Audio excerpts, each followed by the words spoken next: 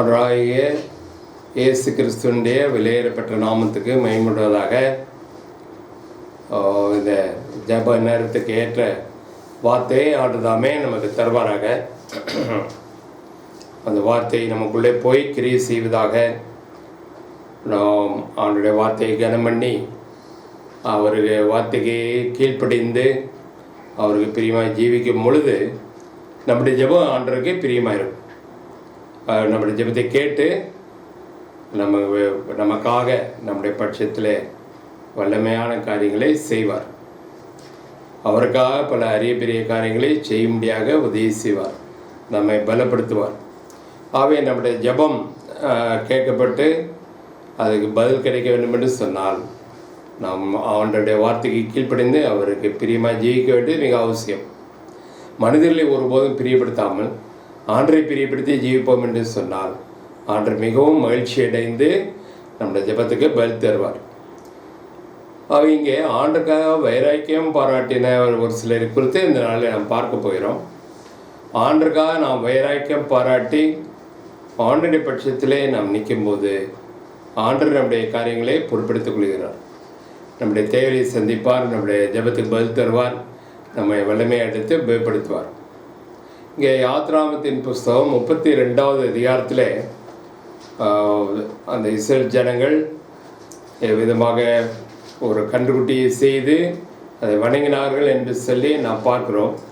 மோசே மலையின் மேலே 40 நாள் 20 ஆண்டோடு இருந்த பொழுது அந்த இஸ்ரேல் ஜனங்கள் பொறுமையை இழந்தவர்கள் ஆனார்கள். அந்த மோசைக்கு நடந்ததோ எங்களுக்கு தெரியவில்லை. ஆரோன் எடுத்து வந்து சொன்னார்கள், எங்களுக்கு முன்பாக எங்களை வழிநடத்தி செல்லக்கூடிய தெய்வங்களை உண்டு பண்ணும் என்று சொன்னார்கள். உடனே ஆரோனும் கூட ஒரு கன்றுக்குட்டியை செய்து அவன் இதிலிருந்து பொன் அணியினெல்லாம் அவர்கள் கலட்டி கொடுத்தார்கள். அதெல்லாம் வாங்கி ஒரு பொண்ணினால் அந்த பொண்ணை உருக்கி ஒரு கன்றுக்குட்டியை செய்தான். அவர் செய்த ஒரு தந்திரமான வார்த்தையை சொன்னான். 32வது அதிகாரம் Exodus chapter 32 verse 5. Yatra 32:5 Aaron அதை பார்த்து அதுக்கு முன்பாக ஒரு பலிபீடத்தை கட்டி நாளைக்கு கர்த்தருக்கு பண்டிகை என்று கூறினான். செய்தது கன்றுக்குட்டி, அதை தான் அவர்கள் வணங்கப் போகிறார்கள். ஆனால் ஆரோன் என்ன சொல்கிறான்? நாளைக்கு கர்த்தருக்கு பண்டிகை என்று சொல்கிறான். ஒரு பலிபீடத்தை கட்டுகிறான். அந்த கண்ணுக்குட்டிக்கு கண்ணுக்குட்டியிலே பலி செலுத்தாமல் பொழுது கண்ணுக்குட்டியிலே பலி செலுத்துகிறான். மாடுகளையும் பலி செலுத்தி நாளைக்கு கர்த்தருக்கு பண்டிகை என்று சொல்கிறான். செய்கிறது பயங்கரமான ஒரு அக்கிரமம். ஆண்டருக்கு பிரியமில்லாத ஆண்டர் வெறுக்கக்கூடிய அந்த விக்கிரக ஆராதனை செய்துவிட்டு கர்த்தருக்கு பண்டிகை என்று சொல்கிறான். விதமாக நாமும் கூட நம்மையே ஏமாற்றிக் கொள்ளக்கூடிய வாய்ப்புகள் வரக்கூடும். ஆண்டக்காக தான் இதை செய்கிறேன் அப்படின்னு சொல்லிவிட்டு நம்முடைய இஷ்டப்படி காரியங்களை செய்வது, உலக ஜனங்களைப் போல செய்வது, உலக ஜனங்களை பிரியப்படுத்தி நம்முடைய உறவினர்கள் நண்பர்களை பிரியப்படுத்தி காரியங்களை செய்வது. ஆனால் முடிவிலே சொல்லும்போது இது ஆண்டக்காக தான் செய்தேன், இதன் மூலமாகவும் நாம் ஆண்டுடைய அவசரத்தை பெற்றுக்கொள்ளலாம் என்று நினைக்கும்படியாக பிசாசு தந்திரமாக செய்வான். இப்போ ஆண்டருக்காக நாம் வைராக்கியம் பாராட்டுவோம் என்று சொன்னால் ஒருபோதும் இந்த மாதிரி காரியத்தை நம்ம செய்ய மாட்டோம். ஆரோனும் கூட ஆண்டருக்காக வைராக்கியமாக இருந்தால் இந்த ஜனங்கள் என்ன செய்தாலும் பரவாயில்லை, என்னை கொன்று போட்டாலும் பரவாயில்லை, நான் கன்றுவெட்டிலாம் செய்ய மாட்டேன் நான் சொல்லியிருக்க வேண்டும். அந்தளவுக்கு ஆரோனுக்கு வைராக்கியம் இல்லை. பிறகு மோசே மலையிலேருந்து இறங்கி வருகிறான். அப்பொழுது இந்த கன்றுவெட்டியை செய்து அவர்கள் ஆடல் பாடலோடு அங்கே அந்த கன்றுவெட்டியை வணங்குகிறார்கள். அவர்கள் புசித்து குடித்து ஆடிக்கொண்டிருக்கிறதை பார்க்கிறோம். மோசே பார்த்து கோபமடைந்தான். அப்பொழுது அவன் என்ன சொல்கிறான்னு சொல்லி பார்க்குறோம். யாத்ராமம் 32வது அதிகாரத்தில் 26வது வசனம். பாளையத்தின் வாசலில் நின்று கர்த்தருடைய பட்சத்தில் இருக்கிறவர் யார்? கர்த்தருடைய பட்சத்தில் இருக்கிறவர்கள் யார் என்று, கர்த்தருடைய பட்சத்தில் இருக்கிறவர்கள் யார்? அவர்கள் என்னிடத்தில் சேரக்கடவர்கள் என்றான். அப்பொழுது லேவியின் புத்திரர் எல்லாரும் அவனிடத்தில் கூடி வந்தார்கள். கர்த்தருடைய பட்சத்தில் யார் யார் இருக்கணும் வாஞ்சிக்கிறீர்களோ அவெல்லாம் என்னிடத்தில் வாருங்கள்னு சொல்கிறான். 12 கோத்திரங்கள் உண்டு இல்லையா, இஸ்ரேல் கோத்திரங்கள். அதில் லேவி கோத்திரம் மாத்திரம்தான் வந்தார்கள் என்று சொல்லி நான் பார்க்குறோம்.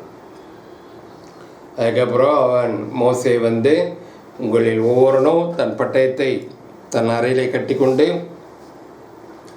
பாளையமெங்கும் உள்ளும் புறமும் வாசலுக்கு வாசல் போய் ஒவ்வொருவனும் தன் தன் சகோதரனையும் ஒவ்வொருவனும் தன் தன் சிநேகிதனையும் ஒவ்வொருவனும் தன் தன் அயலானையும் வெட்டி போடக்கடன் கொன்று போடக்கடவன் என்று இஸ்ரவேலின் தேவனாய் கர்த்தர் சொல்கிறார் என்றான். லேவியின் புத்திரர் மோசே சொன்னபடியே செய்தார்கள். ஆனால் ஜனங்களில் ஏறக்குறைய 3000 பேர் விழுந்தார்கள். விதமாக ஆண்டுக்காக அந்த லேவியர்கள் வைரக்கம் பாராட்டினார்கள். அவர்கள் மற்ற உலக ஜனங்களை பட்சத்தில் இராதபடி மற்ற 11 கோத்திரத்தாருடைய பட்சத்தில் இராமல் கர்த்தருடைய பட்சத்தில் அவர்கள் பிரிந்து வந்தார்கள். அங்கே ஆண்டவர் என்ன சொன்னாரோ அதை செய்தார். ஒரு கஷ்டமான காரியத்தை செய்ய வேண்டியதாக இருந்தது. அவருடைய சொந்த சகோதரர்களையே அவர்கள் கொன்றுபட வேண்டியதாக இருந்தது. அது ஆண்டரை அனுமதிக்கிறார். ஏனென்றால் ஆண்டுக்கு விரோதமான துரோகத்தை செய்ததினாலே ஆண்டுடைய ஜனங்களையே கொலை செய்ய வேண்டியதாக இருந்தது. அவை ஜனங்களுக்கு மத்தியிலே அந்த பெரிய வாதை நிறுத்தப்படத்தக்கதாக அந்த லேவியர்கள் அவள் அந்த சகோதரர்களை கொன்றுபட்டார்கள் என்று சொல்லி பார்க்குறோம். இப்போ ஆண்டுடைய பட்சத்தில் இருக்கிற யார் என்று சொல்லும் பொழுது அந்த லேவியர்கள் வந்தார்கள். அவை நாமும் கூட யாருடைய பட்சத்திலே இருக்கிறோம்? உலக ஜனங்கள், நண்பர்கள், உறவினர் பட்சத்திலே இருக்கிறோமா அல்லது ஆண்டர் பட்சத்திலே இருக்கிறோமா? நம்ம சோதித்து பார்க்கலாம். நம்முடைய அன்றாட வாழ்க்கை அதை காட்டி கொடுக்கும். நாம் அநேக சமயங்களிலே தெரிந்து கொள்ள வேண்டிய காரியங்கள் வரும். Every time we have to choose one thing or the other. 2 காரியத்தில் ஒரு காரியத்தை தெரிந்து கொள்ள வேண்டிய காரியம் வரும். அது ஒன்று ஆண்டருக்கு பிரியமான காரியமாக இருக்கலாம், இன்னொன்று உலக ஜனங்கள், நண்பர்களுக்கு பிரியமான காரியமாக இருக்கலாம். எதை நாம் தெரிந்து கொள்கிறோம்? நாம் ஆண்டருக்காக வைராக்கியமுள்ளவர்களாக இருப்போம் என்று சொன்னால் ஒருபோதும் மற்ற மனிதர்களை பிரியப்படுத்தக்கூடிய காரியத்தை நாம் தெரிந்து கொள்ள மாட்டோம். ஆண்டருக்கு பிரியமான காரியத்தை தான் நாம் செய்வோம். அப்பொழுது நம்முடைய ஜெபம் ஆண்டருக்கு பிரியமாக இருக்கணும்னு சொல்லி பார்க்குறோம். யாத்திராகமம் 33வது அதிகாரம், எக்ஸோடஸ் சாப்டர் 33 வேர்ட்ஸ் 11, 33:11. யாத்திராகமம் 33:11. ஒருவன் தன் சிநேகிதனோடே பேசுவது போல கர்த்தர் மோசேயோடே முகமுகமாய் பேசினார். பின்பு அவன் பாளையத்துக்கு திரும்பினான். நூனின் குமாரனாகிய யோசுவா என்னும் அவனுடைய பணிவிடைக்காரனாகிய வாலிபன் ஆசரிப்பு கூடாரத்தை விட்டு பிரியாது இருந்தான். அவன் இங்கே மோசை குறித்து நாம் பார்க்குறோம். மோசே ஆண்டவரிடத்தில் ஆண்டரும் மோசையும் அவருடைய ஃப்ரெண்ட்ஸ், சிநேகிதர்கள் போல பேசிக்கொண்டார்களாம். அப்போ ஆண்டவர் எவ்வளோ தூரம் மோசையை நேசித்தார் என்று சொல்லி பாருங்கள். காரணம் என்ன? மோசே ஆண்டருக்காக வைராக்கியமாக இருந்தான். ஆண்டருக்காக நான் வைராக்கியமாக இருக்கிறோம் என்று எப்படி தெரியும்? சிறிய காரியமானாலும் பெரிய காரியமானாலும் ஆண்டருக்கு கீழ்ப்படிவோம். ஆண்டரை கேட்டு தான் செய்வோம். ஆண்டர் என்ன சொல்கிறாரோ அதை அப்படியே நாம் செய்வோம். அப்பொழுது நாம் ஆண்டருக்காக வைராக்கியமாக இருக்கிறோம் என்பதை அதை காட்டும். மோசே அப்படி தான் ஜீவித்தான்.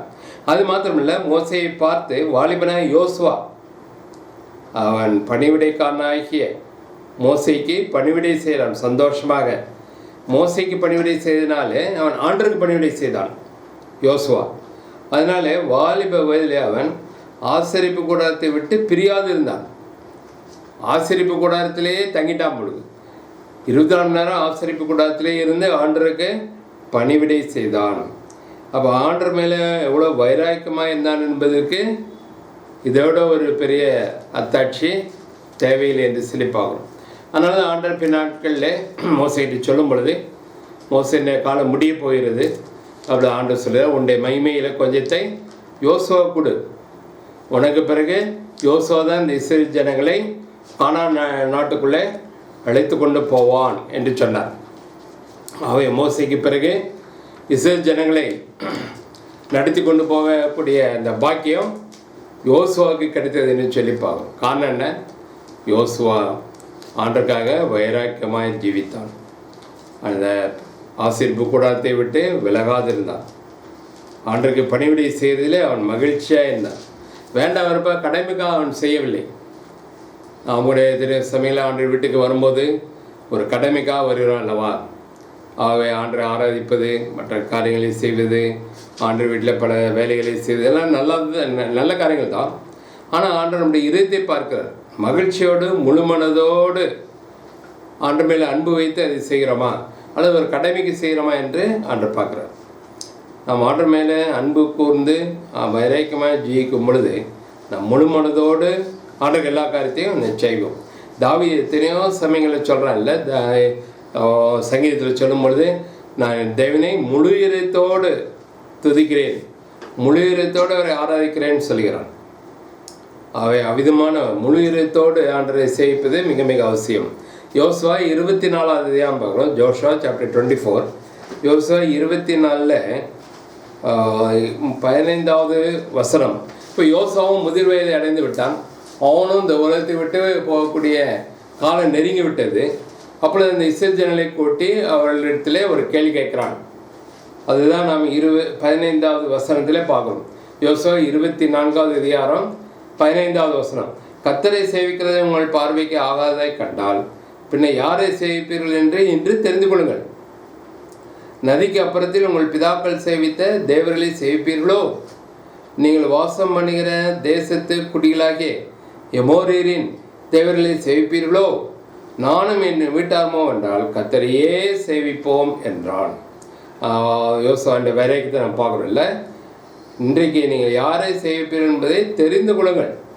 அவை ஒவ்வொரு கட்டத்திலையும் தெரிந்து கொள்ள வேண்டியது மிக மிக அவசியம். நாம் ஆண்டரை தெரிந்து கொண்டு ஆண்டருக்காக வைராக்கியம் பாராட்டி ஆண்டுக்கு கீழ்ப்படிந்து நடக்கும் பொழுது அந்த நம்மை ஆண்டர் தெரிந்து கொள்வார். அழைக்கப்பட்ட அநேகர், தெரிந்து கொள்ளப்பட்டவர்களோ சிலர். அந்த சிலர் கூட்டத்தில் நாம் இருப்போம். அப்பொழுது மகிழ்ச்சியோடு ஆண்டர் வரும் பொழுது அவர் நம்மை அழைத்து கொண்டு போவார். நாம் மகிழ்ச்சியோடு ஆண்டரை சந்திக்கலாம். ஆண்டரும் மகிழ்ச்சியோடு வந்து நம்மை அழைத்து கொண்டு போவார். மகனே மகளே, எனக்காக இந்த உலகத்தில் நீ வைராக்கியம் பாராட்டினாய், எனக்காக ஜீவித்தாய், எனக்காக தியாமணினாய், அநேக சலுகைகள் உலகப்புறான நன்மைகள் எல்லாத்தையும் விட்டு கொடுத்தாய், அதனால் என்னோடு கூட என்னை ராஜ்யத்துக்குள்ளே பிரவேசி என்று சொல்வார். எவ்வளோ பெரிய பாக்கியம்! இப்படிப்பட்ட பாக்கியம் யோசுவாவுக்கு கிடைத்தது. யோசுவா சொல்கிறார், நானும் என் வீட்டார்மா என்றால் கர்த்தரையே சேவிப்போம் என்றான். இது நமக்கு நன்றாக தெரிந்த வசனம்தான். அடிக்கடியாக பார்க்குறோம், சொல்கிறோம். ஆனால் நம்முடைய அன்றாட வாழ்க்கையில் அதை செயல்படுத்துகிறோமா என்பது தான் கேள்வி. அதுதான் பெரிய கேள்விக்குறியாக இருக்கிறது. ஆகவே நாம் நம்மை ஆராய்ந்து பார்க்க வேண்டும். நம்ம முழு ஆண்டுக்கு ஒப்பு கொடுக்க வேண்டியது மிக மிக அவசியமாக இருக்குன்னு சொல்லி நான் பார்க்குறோம். எனாமத்தின் புஸ்தகத்திலே எனாமம்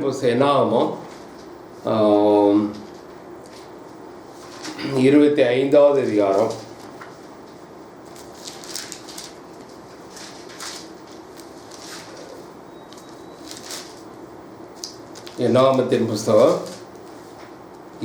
25வது அதிகாரம்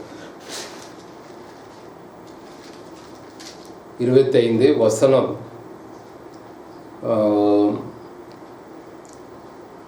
10வது வசனத்தில் நான் படிக்கிறேன். Numbers, the book of Numbers, chapter 25, from verse 10.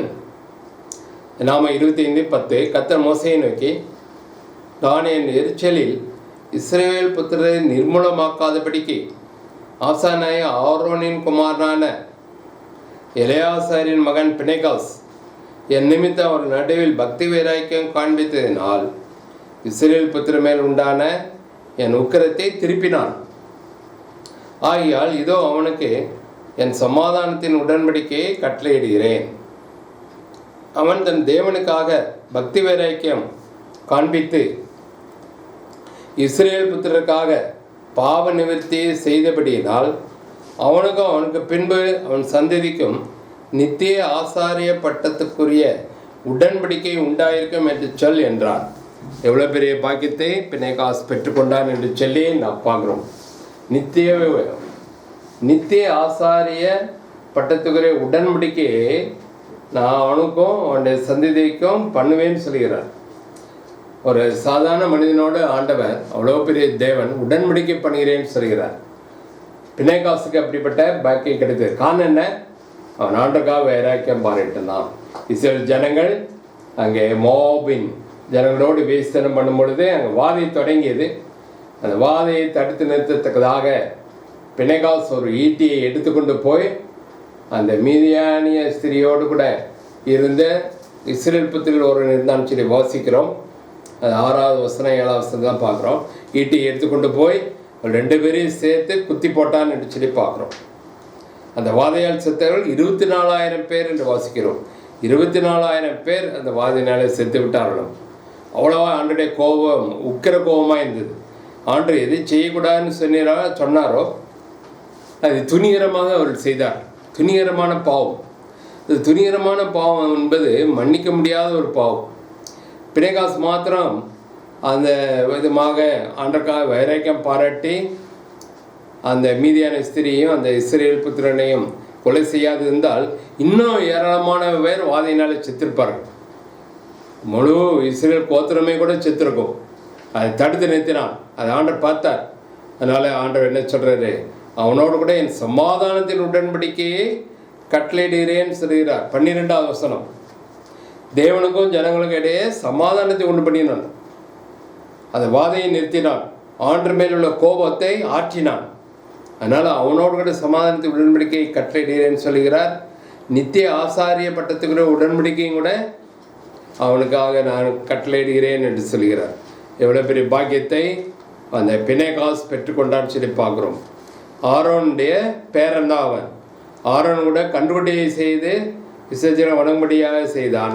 ஆனால் இந்த பிணைகாசோ ஆண்டருக்காக வைராக்கியம் பாராட்டினான் என்று சிரிப்பான். அவை அப்படிப்பட்ட வைராக்கியத்தை ஆண்டர் நமக்கும் தருவாராக. எல்லா சூழ்நிலையிலும் ஆண்டர் பக்கம் நிற்பது, உலக பக்கம் நிற்காமல் ஆண்டருடைய சைடில் நிற்பது, அதை தெரிந்து கொள்வது, அதைத்தான் ஆண்டர் நம்மை எதிர்பார்க்கிறார்.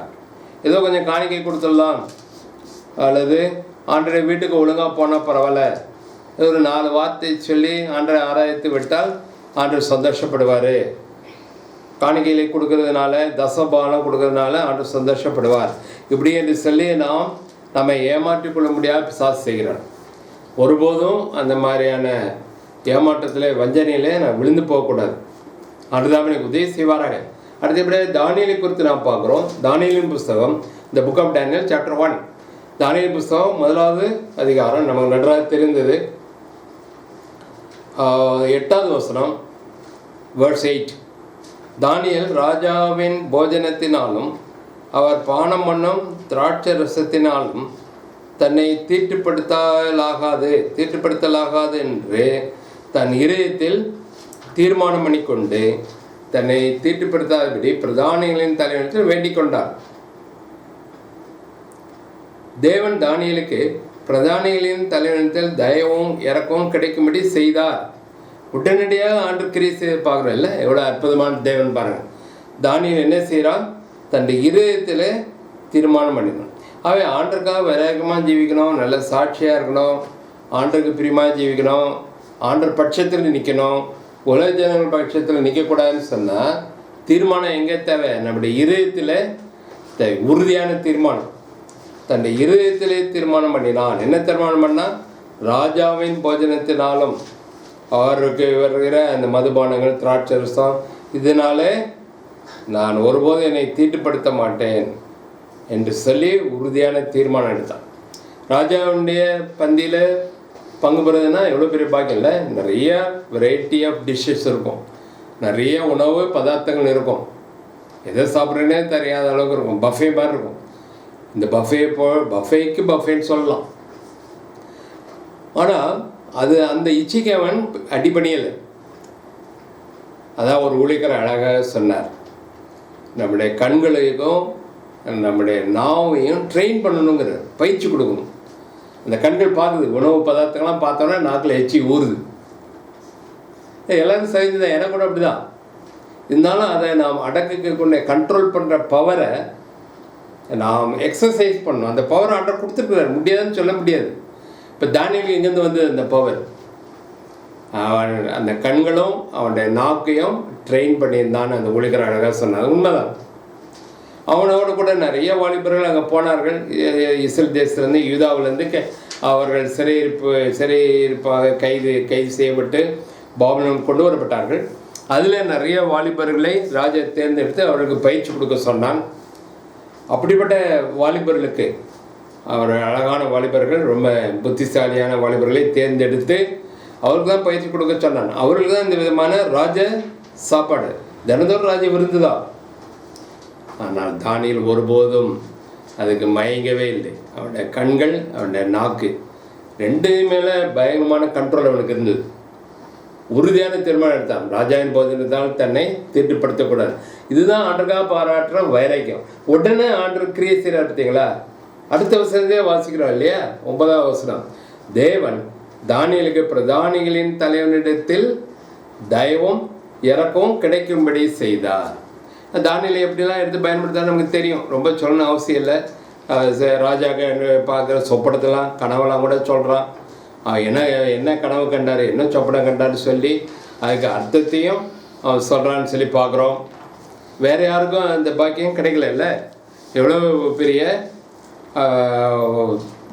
சிலாக்கியம் தானியேல் கிடைத்தது. ராஜாவுக்கு அடுத்த ஸ்தானத்தில் உயர்த்தப்பட்டான், சிங்கங்களின் கெபியிலே போடப்பட்டான். அது தினமும் 3 நேரம் அவன் ஜெபம் பண்ணினான். அதில் ஒரு மாற்றமும் இல்லை. ராஜாவை தவிர வேறு யாரை நோக்கி ஜெபம் பண்ணினாலும் சிங்கத்தின் கெபியிலே அவன் போடப்படுவான் என்று சொல்லி ராஜாவனால கட்டளை பிறந்தது. கட்டளை பிறப்பித்தான் ராஜா. அதை பற்றி அவன் கவலைப்படவே இல்லை. அதுதான் வைராக்கியம். ஆண்டருக்காக வைராக்கியம் நாம் பாராட்டும் போது ஆண்டு சும்மா இருக்க மாட்டார், வேடிக்கை பார்த்துட்டு இருக்க மாட்டார். Immediately the Lord comes to our side. When we take His side, He takes our side. Immediately the Lord is always ready to help us, to protect us. எப்பொழுதும் நம்ம உதவி செய்ய, நம்ம பாதுகாக்க ஆண்டவர் ஆயத்தமாக இருக்கிறார். நாம் அவர் சைடில் நிற்கும் போது அவர் நம்முடைய சைடில் இருப்பான்னு சொல்லி நான் பார்க்குறோம். தாவீதை பார்க்குறோம், கோலியாத்துக்கு எடுத்து சண்டை போடுறதுக்கு போகிறான். எல்லாரும் பயந்து இருக்கிறாங்க. ஆனால் தாவீது ஆண்டவரை சைட் பண்ணணும். ஆண்டவர் மேலே, இஸ்ரவேலின் தேவனுடைய பலத்தினால நான் வருகிறேன். He depended upon the Lord God of Israel. இஸ்ரவேலின் தேவனை சார்ந்து அவன் வந்தான். அதனால் ஆண்டவர் அவன் பக்கம் இருந்தார், மகத்தான வெற்றியை கொடுத்தான்னு சொல்லி பார்க்குறோம். அதமாக தானியேலும் கூட ஆண்டரையே சார்ந்து எப்பொழுதும் ஜீவித்ததுனால எத்தனை சிங்கம் இருந்தாலும் சரி, அந்த கெபியில் எத்தனை சிங்கம் இருந்ததுன்னு தெரியல, ஒரு சிங்கம் கூட அவன் பக்கத்திலேயே வரவில்லை. சிங்கங்களும் தானியேலை பார்த்து பயந்தன. தானியேலை பார்க்கும்போது சிங்கங்களும் ஆண்டரை பார்க்குற மாதிரி இருந்தது. ஆண்டு தான் சிங்கங்களாம் உண்டாக்கினார், சிருஷ்டித்தார்ல, அவைகளெல்லாம் கீழ்ப்படுகிறது. அதனால் சிங்கங்களின் பார்வைக்கு தானியேல் ஆண்டரை போல காட்சி அளித்தான். அதனால் அவையெல்லாம் ஓடி ஒதுங்கி அப்படி பயந்து பம்மி போயிருந்தது. ஒரு ராத்திரி ஃபுல்லாகவே உள்ளே இருக்கிறான், ஆனால் கூட ஒன்றுமே செய்யவில்லை. அவை தானியேலுக்கு இருந்த வைராக்கியத்தை போன்ற வைராக்கியத்தை ஆண்டவர் உங்களுக்கும் எனக்கும் கூட தருவாராக. நாம் தான் அதை தீர்மானம் பண்ணணும் நம்முடைய இதயத்தில். we have to choose in our heart. அப்படியே நாம் நம்முடைய இதயத்தை தீர்மானம் எடுத்து உறுதியாக ஆண்டரை பின்பற்றும் பொழுது ஆண்டரை ஒருபோதும் கைவிட மாட்டோம். எஸ்ராவை குறித்து பார்க்குறோம். The book of Ezra chapter 7 verse 10. Book of Ezra chapter 7 verse 10. எஸ்ராவின் புஸ்தகம் 7வது அதிகாரம் 10வது வசனம். கர்த்தருடைய வேதத்தை ஆராயவும் அதன்படி செய்யவும் இஸ்ரவேலிலே கட்டளைகளை நீதி நியாயங்களை உபதேசிக்கவும் எஸ்ரா தன் இதயத்தை பக்குவப்படுத்தி இருந்தான். அவை எஸ்ரா கர்த்தருடைய வேதத்தை ஆராய்ச்சி செய்யறதுக்கு தன் இதயத்தை பக்குவப்படுத்திதான். இதயத்தை பக்குவப்படுத்தாட்டா கர்த்தருடைய வேதத்தை படிக்கிறது போரிங்காக இருக்கும். கர்த்தருடைய வேதத்தை படிக்கிறதுக்கே பிடிக்காது. டிவி பார்க்குறதுக்கு ஜாலியாக இருக்கும், செல்ஃபோனில் பேசுறது ஜாலியாக இருக்கும், அதை தவிர மீது எல்லாமே ஜாலியாக இருக்கும். ஃப்ரெண்ட்ஸோட அரட்டை அடிக்கிறது, வெளியே போகிறது, சுற்றுறது, பீச்சுக்கு போகிறது, சினிமாவுக்கு போகிறது, எல்லாமே நல்லாயிருக்கும். காரணம் நான் இருதயம் ஆண்டருக்கு நேராக இல்லை. இருதயத்தை முழுதுமாக ஆண்டு கொடுக்கல.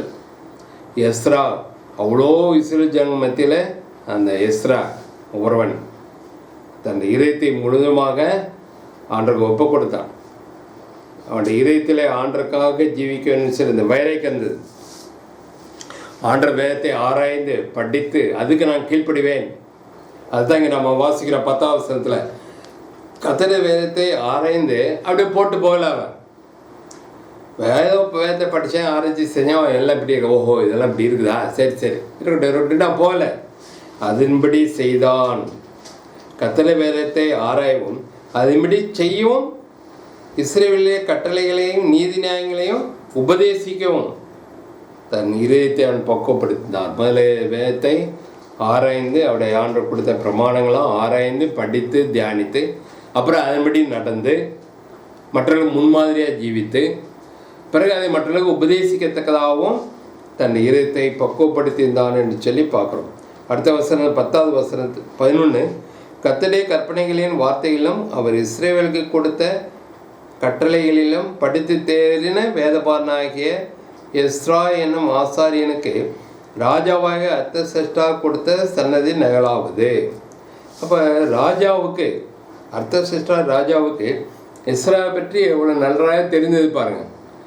எஸ்ராவை பற்றி அவர் ஒரு சர்டிஃபிகேட் கொடுக்குறார், ராஜா சாட்சி கொடுக்குறார். கர்த்தருடைய கற்பனைகளின் வார்த்தைகளிலும் அவர் இஸ்ரேலுக்கு கொடுத்த கட்டளைகளிலும் படித்து தேறின வேதபாரனாய எஸ்ரா என்று சொல்கிறான். படித்து தேறினது மாத்திரம் இல்லை, அதன்படி நடந்த எஸ்ரா, அந்த வாழ்க்கையும் ராஜா பார்க்குறார். அதனால் ராஜா அவனுக்கு தனி மரியாதை கொடுக்குறான். இந்த கிங் ஹானர்ட் எஸ்ரா, எல்லா விதத்திலும் அவனை எஸ்ராவை ராஜா கனமணினான் என்று சொல்லி பார்க்கணும். கேட்டதெல்லாம் கொடுக்குறான். அடுத்தபடியாக நெகேமியாவை கொடுத்து பார்க்குறோம். நெகேமியாவின் புஸ்தகம், த புக் ஆஃப் நெகேமியா,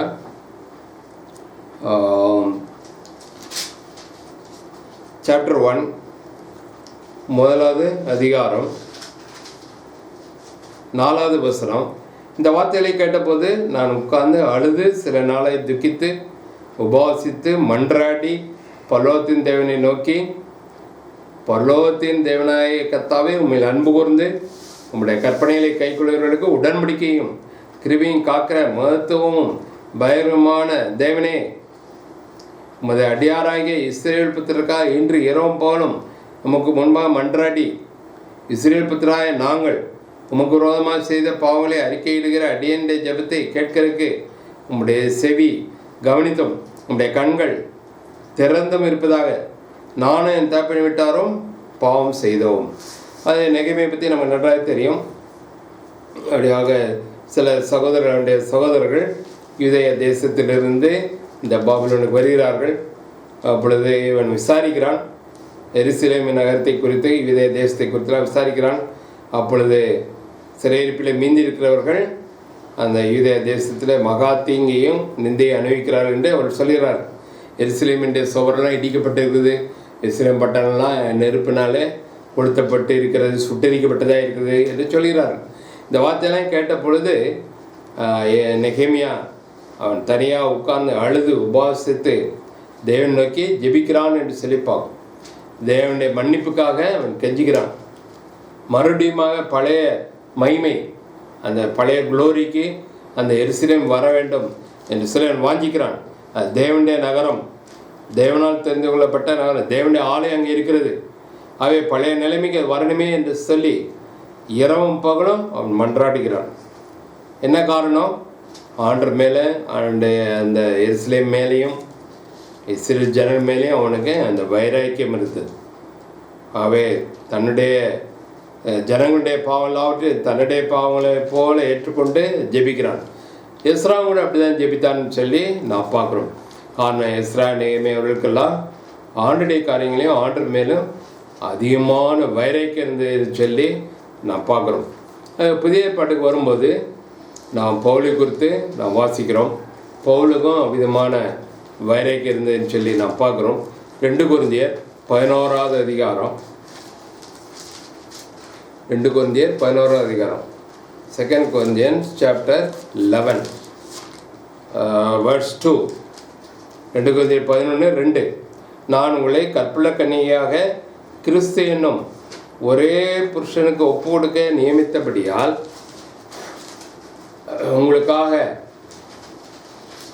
உங்களுக்காக தேவ வைராக்கியம் கொண்டிருக்கிறேன் என்று சொல்கிறார். அவை அந்த யூத ஜனங்கள் இஸ்ரேல் ஜனங்கள் மேலே எவ்வளோ வைராக்கியம் இருக்குதுன்னு சொல்லி நான் பார்க்குறோம். நான் உங்களை கற்புள்ள கன்னியாக கிறிஸ்து என்னும் ஒரே புருஷனுக்கு ஒப்பு கொடுக்க நியமித்தபடியால் உங்களுக்காக தேவ வைராக்கியம் கொண்டிருக்கிறேன்.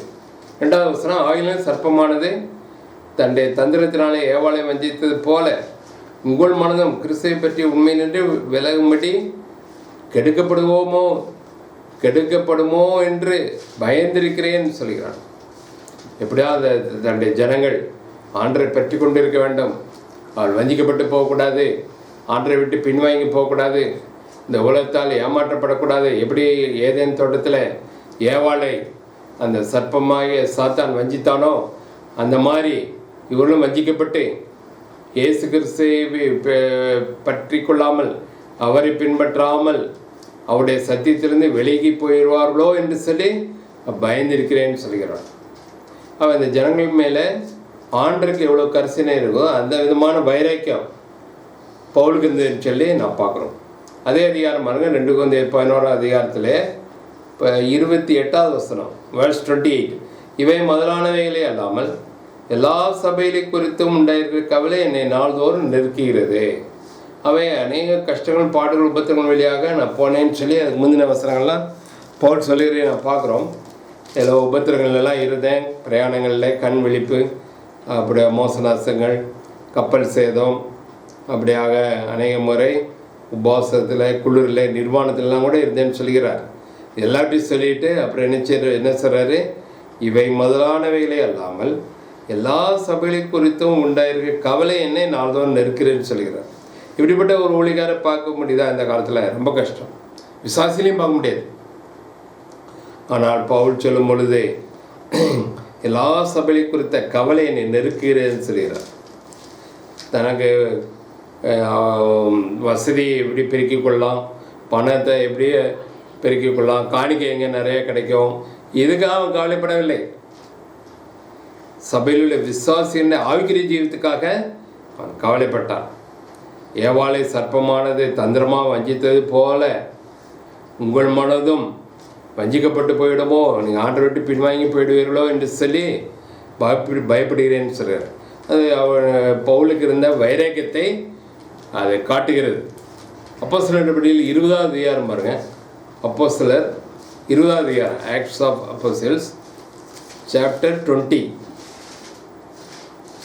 அப்போஸ்தலர் நடபடிகள் 20வது அதிகாரம். அப்போஸ்தலர் நடபடிகள் 20வது அதிகாரத்தில் 23வது வசனத்தில் நான் படிக்கிறேன். 23லேருந்து கட்டுகளும் உபத்திரவங்களும் எனக்கு வைத்திருக்கிறது என்று பரிசாவியானவர் பட்டணந்தோறும் தெரிவிக்கிறதை மாத்திரம் அறிந்திருக்கிறேன். ஆயினும் அவைகளில் ஒன்றையும் குறித்து கவலைப்படேன். என் பிராணனை அருமையாக எண்ணேன். என் ஓட்டத்தை சந்தோஷத்தோடு முடிக்கவும் தேவனுடைய கிருபையின் சுவிசேஷத்தை பிரசங்கம் பண்ணும்படிக்கு நான் கர்த்தராகிய இயேசுவிலிருந்து பெற்ற ஊழியத்தை நிறைவேற்றுமே விரும்புகிறேன். அவை கட்டுகள், உபத்திரங்கள், சிறையிருப்புகள், மற்ற எல்லா விதமான சித்திரவதைகள் எல்லாம் எனக்கு வைக்கப்பட்டிருக்கிறது என்று பரிசாவியார் எனக்கு தெரிவிக்கிறான்னு சொல்கிறார். பரிசாவியானவர் பட்டணந்தோறும் தெரிவிக்கிறதை நான் அறிந்திருக்கிறேன், ஆனால் அவரை பற்றி நான் கவலைப்படேன்னு சொல்கிறார். அவருடைய கவலையெல்லாம் விசுவாசிகள் மேலே தான் இருக்குது. சபைகளை பற்றி தான் கவலைப்படுகிறார். விசுவாசிகள் ஆரோக்கியத்தில் வளரணும், ஆண்டரை விட்டு பின்வாங்கி போய்விடக்கூடாது, ஆண்டர் பட்சத்தில் நிற்க வேண்டும், உலக பட்சத்தில் நிற்கக்கூடாது. உலகத்தின் ஆசாபாசங்கள், உலகத்தின் ஐஸ்வர்யம், உலகத்தின் சொகுசான வாழ்க்கை, ஆடம்பரமான வாழ்க்கையை நம்பி அதை தெரிந்து கொள்ளக்கூடாது, ஆண்டர் பக்கத்தில் இருக்கணுமே என்று சொல்லி கவலைப்படுகிறார். உங்களை கற்பலக்கணியாக கிறிஸ்து என்ற ஒரே புருஷனுக்கு நியமிக்க நான் இந்த இருத்தை தீர்மானித்திருக்கிறேன்னு சொல்கிறார். அதுதான் அவர் கவலை. இந்த பட்டங்கள் தோறும் இருக்கிற உபத்திரங்கள், கட்டுகள், அதை பற்றி நான் கவலைப்படலைன்னு சொல்கிறார். என் பிராணனே அருமையாக என்னன்னு சொல்கிறார். அவருடைய வைராக்கியத்தை நாம் தெளிவாக இந்த வசனத்தில் பார்க்குறோம் அல்லவா. என் ஓட்டத்தை சந்தோஷத்தில் முடிக்கவும் தேவனுடைய கிருபையின் சுவிசேஷத்தை பிரசங்கம் பண்ணும்படிக்கு நான் கர்த்தராகிய இயேசுவினிடத்தில் பெற்ற ஊழியத்தை, எதற்காக என்னை ஆண்டவர் அழைத்தாரோ அது நிறைவேற வேண்டும். அவரிடத்தில் பெற்றுக்கொண்ட ஊழியத்தை நான் நிறைவேற்ற வேண்டும். இந்த உலகத்தை விட்டு நான் போகிறக்குள்ள என் ஊழியத்தை நான் நிறைவேற்ற வேண்டும் சொல்கிறார். நம்முடைய முன்னோர்கள் அநேக ஊழியக்கார வாழ்க்கை குறித்து நாம் பார்க்குறோம். எல்லாரும் கூட தங்களுடைய ஜீவிய காலம் முடிகிறக்குள்ளாக ஆண்டவர் என்னென்ன செய்ய சொன்னாரோ அதெல்லாம் மிக நேர்த்தியாக செய்து முடித்திருக்கிறார்கள். நானும் கூட கண்கூடாக பார்க்கிறேன். அதை நினைக்கும் போது ஐயோ நம்ம ஆண்டருக்கென்று ஒன்றும் செய்யலையே என்று சொல்லி ஒரு வருத்தம், ஒரு துக்கம் அநேக சமயங்கள் எனக்கு கூட ஏற்பட்டிருக்கிறது. அதுக்காக நாம் ஜெபிக்க வேண்டும். நான் ஜெபிக்கிறேன். அன்றைய நாட்களை எப்படி உமக்காக செல்லப்படும் எனக்கு தெரியவில்லை, எனக்கு கற்றுக் கொடுங்க அப்படின்னு சொல்லி நாம் கேட்க வேண்டும். நமக்கு அந்த வைராக்கியம் தான் நிச்சயமாக நான் கேட்போம். அன்றைய இவ்வளோ நாட்கள் எனக்காகவே நான் ஜீவித்து விட்டேனே, இனிமேலாவது நான் உமக்காக ஜீவிக்க வேண்டும், நான் ஏதாவது உமக்காக செய்ய வேண்டும், உம்முடைய பிள்ளைகளுக்காக சபைக்காக பாரத்தோடு ஜெபிக்க வேண்டும். எஸ்ரா நிகமையை போல பவுலை போல நான் ஜெபிக்க வேண்டுமே, தானியலை போல நான் வைராக்கியம் காட்ட வேண்டும், யோசுவாவை போல நான் இருக்க வேண்டுமே. அப்படிப்பட்ட வாஞ்சி நமக்கு உண்டா? ஆண்டவர் தான் எனக்கு உதவி செய்வார். அப்படியே நம்ம ஒப்பு கொடுப்போம். பிலிப்பியர் 3வது அதிகாரம் பார்க்கலாம். பிலிப்பியர் 3வது அதிகாரத்தில் அடிக்கடியாக நாம் பார்த்த ஒரு அதிகாரம் தான்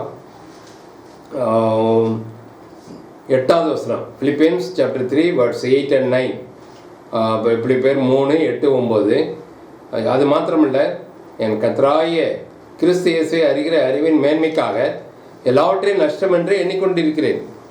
நான் கிறிஸ்துவை ஆதாயப்படுத்திக் கொள்ளும்படிக்கும் நியாயப்பிரமாணத்தினால் வருகிற சுயநீதியை உடையவனாய் இராமல் கிறிஸ்துவை பற்றும் விசுவாசத்தினால் வருகிறதும் விசுவாசம் மூலமாய் தேவனால் உண்டாயிருக்கிறதுமான நீதியை உடையவனாய் இருந்து கிறிஸ்துக்குள் இருக்கிறவன் என்று காணப்படும்படிக்கும் இப்படி நான் அவரையும் அவருடைய உயிர்த்தலின் வல்லமையையும் அவருடைய பாடுகளின் ஐக்கியத்தை அறிகிறக்கும் அவருடைய மரணத்துக்கொப்பான மரணத்துக்குள்ளாகி எப்படியாயினும் மரித்தோரிலிருந்து உயிரோடு இருந்திருப்பதற்கு தகுதியாக முடிக்கும் 11வது வசனம். அவருக்காக எல்லாவற்றையும் நஷ்டப்பட்டு விட்டேன், குப்பையுமாக எண்ணுகிறேன் என்று சொல்கிறார்.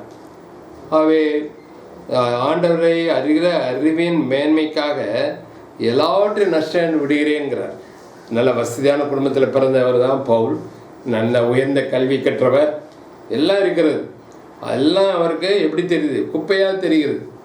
நம்ம அதெல்லாம் ரொம்ப மேன்மையாக எண்ணுகிறோம். ஆனால் பவுலோ அதெல்லாம் குப்பையாக எண்ணுகிறார். அவர் நல்ல வசதியான குடும்பத்தில் பிறந்தவர் தான்.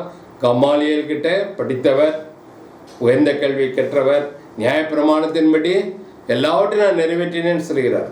நியாயப்பிரமாணத்தின்படி நான் குற்றச்சாட்டப்படாதவன் சொல்கிறார். ஆனால் கூட எல்லாம் எனக்கு நஷ்டமாய் தெரிகிறது. எனக்கு ஆண்டவராகிய இயேசு கிறிஸ்து தான் முக்கியம். அவரை அறிய வேண்டிய விதமாக நான் அறிந்து கொள்ள வேண்டும். இவ்வளோ நாட்கள் ஆண்டரை அறியாமல் இருந்தேன். தமஸ்குக்கு போகிறவர்கள் ஆண்டவர் சந்தித்தார் இல்லையா? அப்போ சவுல் கேட்ட கேள்வி என்ன? ஆண்டவர் நீர் யார்? அப்போ அவருக்கு தெரியல, நீர் யார் என்று கேட்கிறார். அப்பொழுது ஆண்டவர் சொல்கிறார், நீ துன்பப்படுத்துகிற இயேசு நானே என்று சொல்கிறார். அவரை அறிய வேண்டிய விதமாக அறியத்தக்கதாக, அவரை அறிகிற அறிவின் மேன்மைக்காக. ஆண்டரை அறிகிற அறிவு தான் உன்னதமானது, மேன்மையானது. அந்த எண்ணத்துக்குள்ளே நம்ம வரும் பொழுது மற்றெல்லாம் நமக்கு குப்பையாக தெரியும், மற்றெல்லாம் நஷ்டமாக தெரியும். மற்ற உலகப்புறான காரியங்கள் நம்ம அணைத்து கொண்டு பிடித்து கொண்டு இருப்போம் என்று சொன்னால் ஆகியத்தில் வளர முடியாது. ஆண்டரை அறிய வேண்டிய விதத்தில் அறிந்து கொள்ள முடியாது. ஆண்டுக்கும் நமக்கும் நெருங்கிய ஒரு உறவு உண்டாக்காது.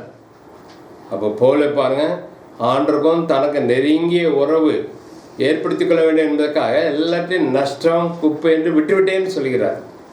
அந்த விதமான அனுபவத்துக்குள்ளே வருவது எவ்வளோ பெரிய பாக்கியம், அது எவ்வளோ உயர்ந்த உன்னதமான ஒரு அனுபவம்.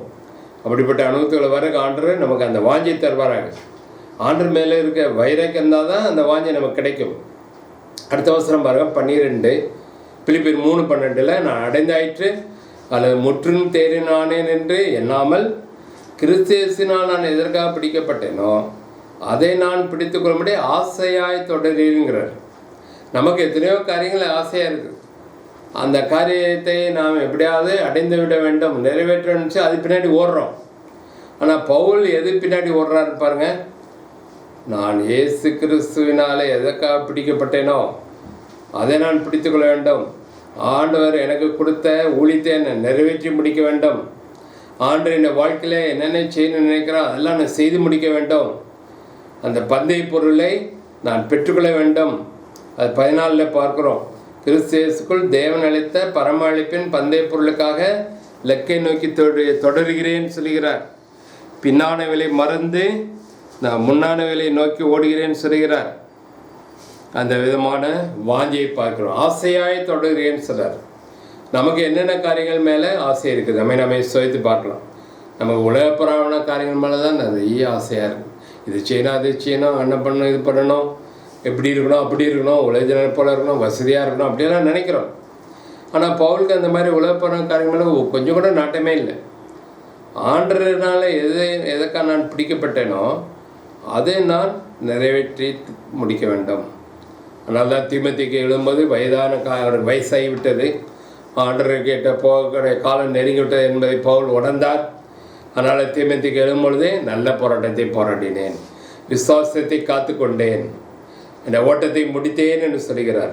இதோ எனக்காக நீதியின் கிரீட வைக்கப்பட்டிருக்கிறது, கர்த்தர் நாளே எனக்கு தந்தருள்வார். எனக்கு மாத்திரமல்ல, அவருடைய வரிக்காக அவர்கள் அன்பு கூர்ந்து அவருக்கு பிரியமாய் ஜீவித்து அவருடைய வரிக்கு அவளோடு காத்து கொண்டிருக்க ஒவ்வொருவருக்கும் அது கிடைக்கும் என்று சொல்கிறார்.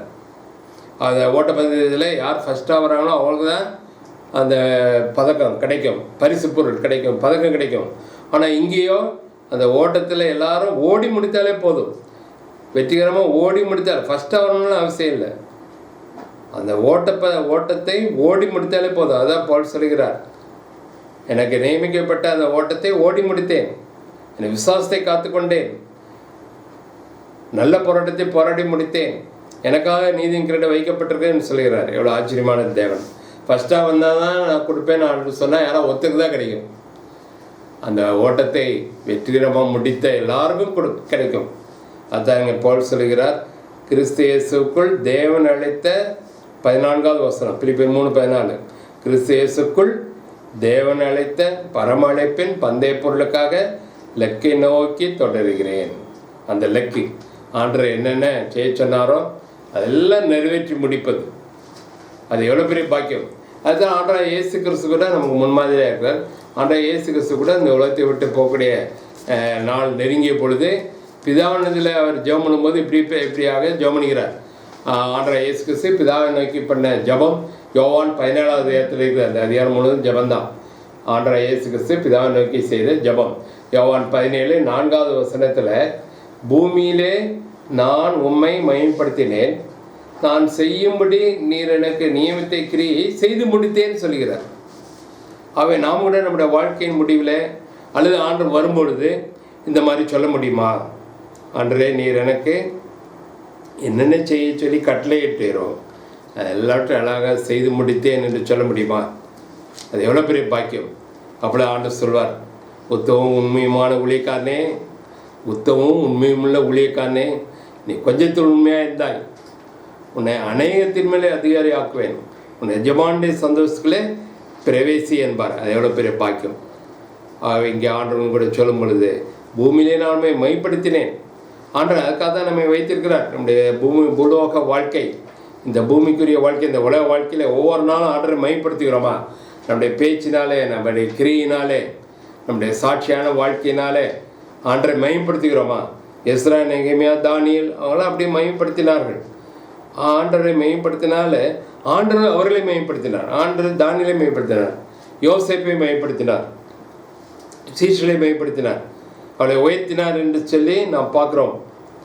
அவை நான் பூமியிலே உம்மை மையப்படுத்தினேன். அப்போ அந்த பூமியில் பூலோக வாழ்க்கை, இந்த உலக வாழ்க்கையிலே நாம் ஆண்டரை மையப்படுத்தி ஜீவித்தால் ஒரு நாள் வரும், அப்பொழுது ஆண்டர் நம்மை மையப்படுத்தும். அது 2 தெசலோனிக்கேயர் 1வது அதிகாரத்தில் நாம் வாசிக்கிறோம். 2 தெசலோனிக்கேயர் 1வது அதிகாரத்தில் இந்த பூமியிலே நாம் ஆண்டரை மையப்படுத்தினார் அவர் வரும்பொழுது நம்மை அவர் மையப்படுத்துவாராம். 2 தெசலோனிக்கேயர் 1வது அதிகாரத்தில் லாஸ்ட்டில் வருது, வீட்டில் படித்து பாருங்கள். அது இங்கே யோவான் சுவிசேஷம் 17வது அதிகாரம் 4வது வசனத்தில் ஆண்டவர் சொல்லும்போது, பூமியிலே நான் மையப்படுத்தினேன். அதனால் பிதாவாகிய தேவன் என்ன செய்தார்? குமாரனை மையப்படுத்தினார். இப்பொழுது குமாரன் எங்கே இருக்கிறார்? ஆண்டவர் இயேசு எங்கே இருக்கிறார்? பிதாவுடைய வலது பார்சத்திலே சிங்காசனத்தில் வீற்றிருக்கிறான்னு சொல்லி நாம் பார்க்குறோம். அவை இப்போ வெளிப்படுத்தின விசேஷம் 3வது அதிகாரத்தோட ஆண்டவர் சொல்லும் பொழுது, ஜெயங்களின் எவனோ அவன் என்னுடைய சிங்காசனத்தில் என்னோட உட்காரும்படி செய்வேன்னு சொல்கிறார். அப்போ நாம் ஜெயஜீவியும் செய்யும் பொழுது, தோல்வியின் ஜீவியம் செய்யாமல் ஜெயஜீவியம் செய்யும் பொழுது ஆண்டரை நாம் மையப்படுத்துவோம், கண்டிப்பாக மையப்படுத்துவோம். அந்த பூமியில் நாம் வெற்றியில் ஒரு வாழ்க்கை வாழும்போது ஆண்டருக்காக வைராக்கியமாக ஜீவித்தால் தான் வெற்றியில் வாழ்க்கை வாழ முடியும். அப்படி வெற்றியில் வாழ்க்கை வாழும் பொழுது நம்ம அறியாமலே ஆண்டர் நாம் நம்முடைய வாழ்க்கையில் மையப்படும். அப்பொழுது ஆண்டர் என்ன சொல்கிறாரு? ஜெயங்களின் எவனோ நான் ஜெயங்கொண்டு பிதாவின் சிங்காசனத்திலே உட்கார்ந்துருக்கிறது போல ஜெயங்களின் அவனும் என்னடி சிங்காசனம் என்னோட கூட உட்காருவான்னு சொல்கிறார். எவ்வளோ பெரிய பாக்கியம் பாருங்கள்.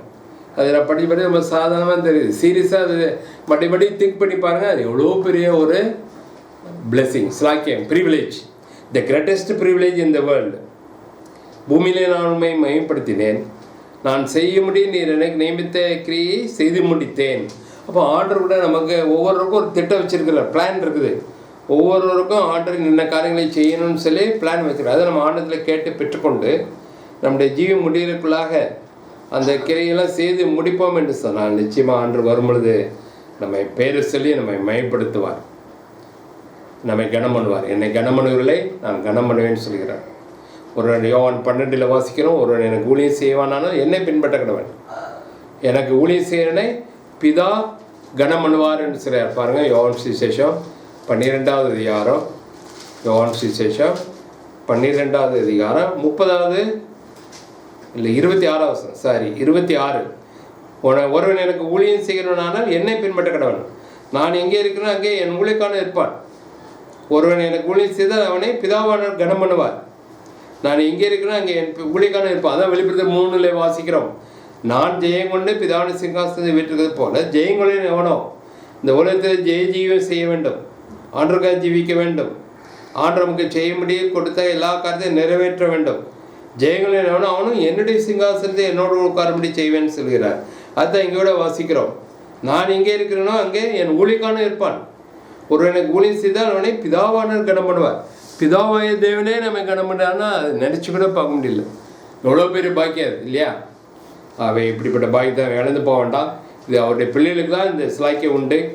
ஆண்டவர் பிணைகாசுக்கு உடனடியாக ஆசீர்வாதத்தை கொடுத்தார். அவனோடு கூட சமாதானத்தின் உடன்படிக்கை உண்டு பண்ணுகிறேன்னு சொல்கிறார். அவனோடு மாத்திரமில்லை, அவனுடைய சந்ததியோடு கூட அவர்கள் எனக்கு ஆசாரிப்பு கூட்டத்தில் ஊழியம் செய்ய முடியாத உடன்படிக்கை ஏற்படுத்துகிறேன்னு சொன்னார். விதமான பாக்கியத்தை நாம் கூட பெற்றுக்கொள்வோமாக. நாம் ஆண்டருக்காக வைராக்கியமான சாட்சியாக இருந்து வைராக்கியம் பாராட்டி நான் ஊழியம் செய்து ஆண்டர் நமக்கு என்னென்ன செய்யணும்னு சரி நியமித்திருக்கோம் அதெல்லாம் செய்து முடிப்போமானால் ஒரு நாள் வரும், அப்பொழுது ஆண்டரை மேம்படுத்துவார். அவருடைய ராஜ்யத்தில் அவரோடு கூட அவருடைய சிங்காசனத்தில் போய் எவ்வளோ பெரிய பாக்கியம் கொஞ்சம் நினச்சி பாருங்கள். யாருக்கு கிடைக்காத ஒரு பெரிய ஸ்லாக்கியம். இந்த உலகத்தின் அதிபதிகள், ராஜாக்கள், president of India, prime minister, யாருக்குமே கிடைக்காத ஒரு பாக்கியம்.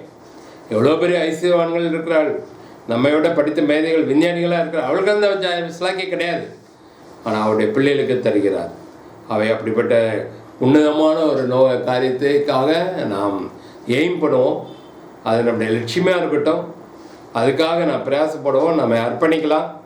தானியேலை போல இதயத்தில் தீர்மானம் எடுத்து முழுதுமாக அவருக்காக பிரித்தெடுக்கப்பட்ட ஒரு வாழ்க்கையை நாம் வாழலாம். அப்படி ஆண்டு நம்மோடு பேசுவார், நம்ம எடுத்து உபயோகப்படுத்துவார். மகனே இதை செய்ய வேண்டாம், இதுதான் என்னுடைய சித்தம் அப்படின்னு சொல்லுவார். அவமான பாய்த்தார் நமக்கு தருவாராங்க. அதுக்காக நான் ஜெபம் பண்ணுவோம். உலகப்புறமான காரியங்கள், சரீரப்புறமான காரியத்துக்கே ஜெபித்து கொண்டு இருக்கிறோம். போதும், அதெல்லாம் ஆண்டு செய்வேன்னு சொல்கிறார். உங்களுக்கு என்ன தேவைன்னு உங்கள் பரம்பிதாக இருந்திருக்கிறார். அவையெல்லாம் தருவார். முதல்ல தேவராஜ நீதியும் தேடுங்கள்னு சொல்கிறார். அவை அன்றே என்னை குறித்து உடைய நோக்கம், நம்முடைய சித்தன், நம்முடைய உள்ளத்தில் என்ன வைத்திருக்கிறீர், நம்முடைய பிளான் என்ன, அதை எனக்கு சொல்லுங்கள், நான் செய்வேன். நீங்கள் தான் எனக்கு முக்கியம். என் பிராணனின் அருமையாக என்னன்னு போல் சொல்கிறார்ல. அப்படிப்பட்ட ஒரு கமிட்மெண்ட், அப்படிப்பட்ட ஒரு ஒப்புக்கொடுத்தல் இருந்தால் உடனடியாக நம்ம ஜெபத்துக்கெல்லாம் பதில் தருவார். மிக அழகாக செய்வார். ஆனால் அப்படிப்பட்ட உன்னதமான ஒரு பாக்கியத்தை நமக்கு தருவாராங்க.